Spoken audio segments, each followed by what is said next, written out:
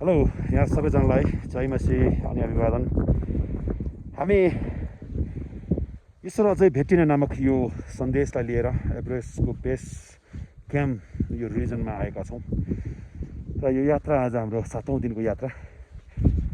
आज हामी दिङबुझेबाट थुक्ला भन्ने ठाउँको यात्रामा हामी निस्केका छौँ। हिउँ परेको अवस्था छ, बिहानदेखि हिउँ लगातार परेको अवस्था छ र हामी निरन्तर लागि परेका छौँ।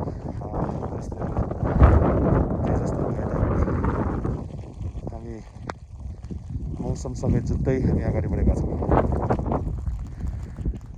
आज हामी करिब 4500 मिटरको हाइटमा आइपुगेका छौँ र 4500 मिटरको यो हाइटमा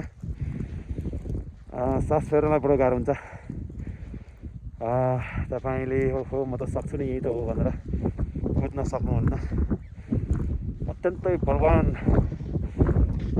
जवान पनि यो रिजनमा चाहिँ लड्छ, यस्तो खालको ठाउँ हो जहाँ हामी बिस्तारै बिस्तारै एक्लोमाइजेसन हुँदै अगाडि बढ्नुपर्ने हुन्छ। यो हाम्रो यात्रा दिङबुझेदेखि हाम्रो थुक्लासम्मको यात्रा। लघुजी हामी भोलि बेलुका लघुजीमा बास गर्छौँ।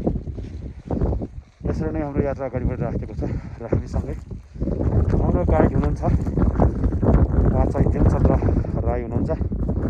उहाँले हामीलाई सहायता गरिरहनु भएको छ।